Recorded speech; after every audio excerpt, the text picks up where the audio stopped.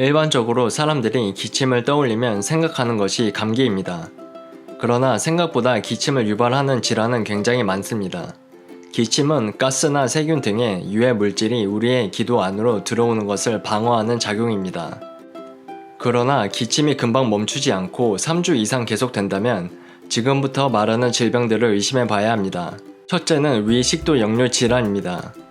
위식도 역류 질환을 떠올릴 때 많은 분들이 속쓰림만 떠올리는 경우가 많은데, 속쓰림과 가슴 통증을 유발하는 위식도 역류 질환에 걸렸을 때도 만성 기침이 나타납니다. 위산이 식도로 역류하는 과정에서 기침이 그에 대한 반사작용으로 발생하는 것입니다. 둘째는 기침형 천식입니다. 기관지 천식 중 기침만 나타나는 것을 기침형 천식이라고 합니다. 다른 기관지 천식과는 달리 호흡 곤란 증상이 잘 나타나지 않고 폐에서 쌕쌕거리는 소리가 잘 들리지 않습니다. 다만 가래가 없는 마른 기침이 자주 나오고 담배 연기, 자극적인 냄새, 찬 공기 등에 노출될 경우 증상이 악화되는 경향을 보입니다. 마지막으로 상기도 기침 증후군을 의심해 볼 수 있습니다.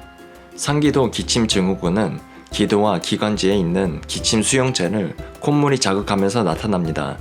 또한 상기도 기침 증후군은 만성 기침 환자의 40% 이상을 차지할 정도로 기침을 유발하는 질환 중 비교적 흔한 편입니다. 따라서 만성 기침과 함께 이인 후부에 불편한 느낌이 동반된다면 상기도 기침 증후군을 의심해 볼 수 있습니다.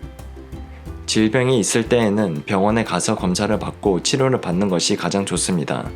그러나 평소에 기침을 예방할 수 있는 방법들도 여러 가지 있습니다. 첫째, 따뜻한 물이나 차를 많이 마시면 호흡기에 생긴 열이 가라앉아 염증 완화에 도움이 됩니다.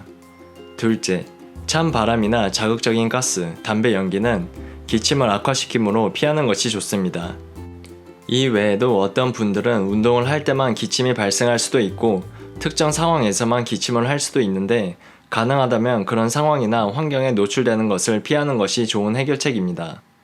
도움이 되셨다면 구독과 좋아요 눌러주세요. 다음에도 도움이 되는 영상을 만들겠습니다.